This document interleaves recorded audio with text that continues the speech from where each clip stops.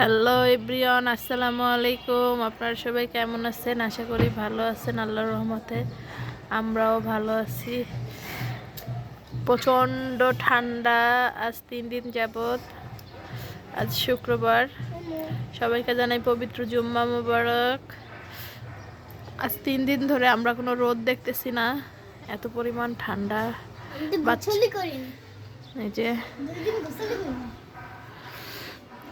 বাচ্চা কাচ্চা নিয়ে এত ঠান্ডায় অনেক কষ্ট হয়ে যায়। কাপড় চোপড় নষ্ট করে, তারপরে তো ওগুলো শুকায়ও না ধোয়ার পরে। তুমি কি খাচ্ছ এখন? বড়ই? টাক বড়ই? এবার কেমন স্টাইল?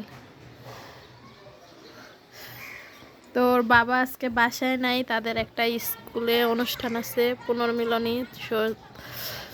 সে ওইখানে চলে গেছে সকাল সকাল। আর আর আমরা মা ছেলে যে ঘরে আছি। ছেলের দুষ্টামি। এখন সে বাজে হচ্ছে 11টা বাজতে 10 মিনিট বাকি আছে, রান্না বান্না করতে হবে। তো আজকে রান্না করব হচ্ছে খাসির মাংস। তো দেখাবো, হ্যাঁ সরি, গোস্ত। তো দেখাবো আজকে আমি কিভাবে খাসির গোস্তটা রান্না করি। মাংস বলছি, ছেলে আমার ভুল ধরছে, সরি।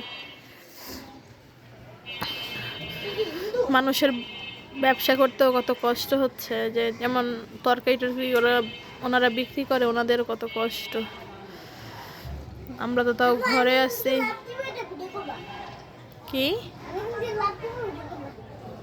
কেন?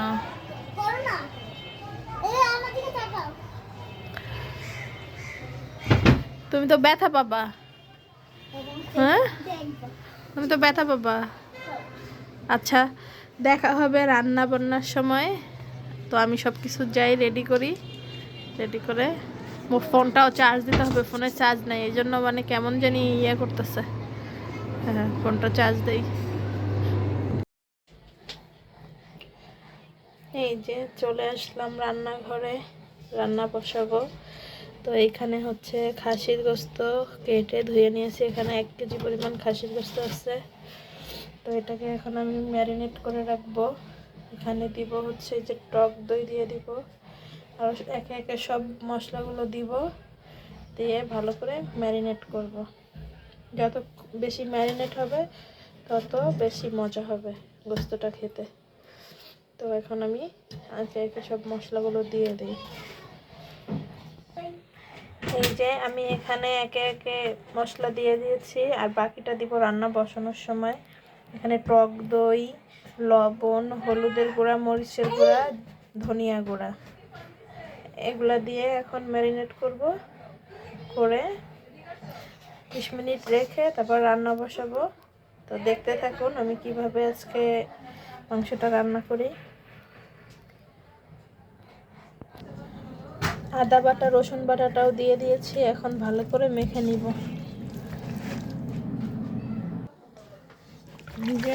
ভালো করে হাত দিয়ে মেখে নিচ্ছি। টক দইটা দিয়েছিলাম, বরফ ছিল, ওই অল্প একটু চাকা গলে যাবে। তো যত ভালো করে মাখাবো মাংসটা খেতে তত বেশি মজা হবে। তো আমি অফ ক্যামেরাতে অনেকক্ষণ মাখিয়ে নিয়েছি। এখন আমি ঢেকে রেখে দিব, তারপরে কি রান্নার প্রসেসিং শুরু করব। দেখতে থাকুন। এই যে আমি এখানে রান্না বসানোর জন্য মানে দিব তেলের ভিতরে। এটা হচ্ছে শাহি জিরা, এটা হচ্ছে এমনি জিরা, কালো এলাচ, সাদা এলাচ, জয়ত্রী, সাদা গোলমরিচ, কালো গোলমরিচ, দারুচিনি, তেজপাতা। এমনি সবসময় বেটে দেই, আজকে সব কিছু গোটা গোটা দিয়ে রান্না করব। দিয়ে দিছি। এই যে দেখেন চুলায় গ্যাসই নাই, আল্লাহ রান্না করবো কি করে, আগুনই নাই। এই যে কড়াইয়ে তেল দিয়ে দিয়েছি। এই যে তেলটা গরম করতে দিয়ে দিয়েছি, কি জানি কখন গরম হয়, আগুনের তাপই নাই। দেখি, এই যে আমি তেলের ভিতরে প্রথমে এই যে অল্প একটু চিনি দিয়ে দিব।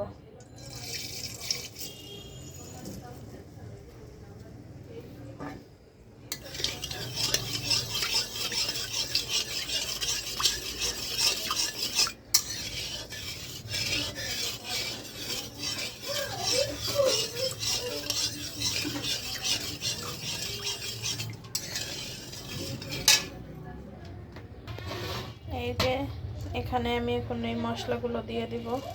বিসমিল্লাহ।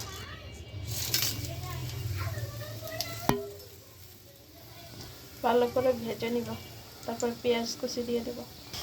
এই যে পেঁয়াজ কুচিটা দিয়ে দিয়েছে, এখন ভেজে নিব। ভাজতে অনেক সময় লাগবে কারণ গ্যাসটা একদম কমে গেছে। তো ভেজে তারপরে মাংসটা দিয়ে দিব। এই যে পেঁয়াজ লাল করে মাংসটা দিয়ে দিয়েছি। এখানে যে কষিয়ে নিব। জানি না এই রান্না কখন হবে, আল্লাহ, চুলায় একটুও গ্যাস নেই। তো দেখি কতক্ষণে হয়, বসিয়ে রাখি, ঢেকে দিব। এখন মনে হয় না হইলেও 2-3 ঘন্টা লাগবে রান্না হতে। সমস্যা নাই, ওর বাবা বাসায় নেই, খাওয়ার ঝামেলা থাকবে না।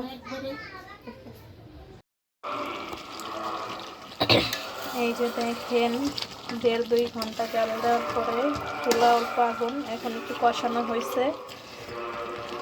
বাবারে বাবা, এত গ্যাস সমস্যা করে, কিন্তু আজকে একদম মারাত্মক লেভেলের সমস্যা করতেছে।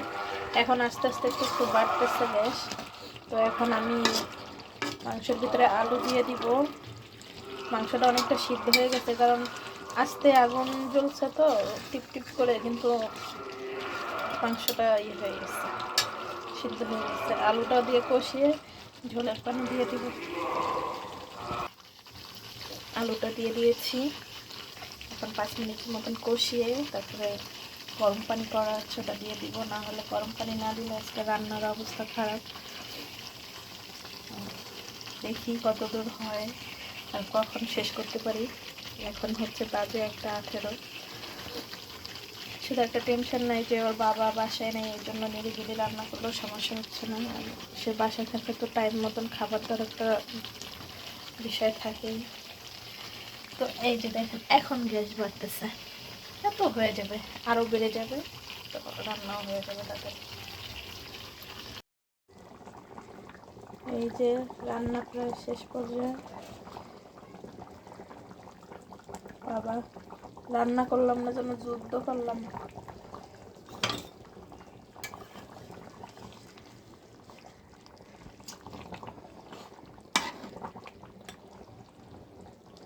বন্ধ করে দিলাম।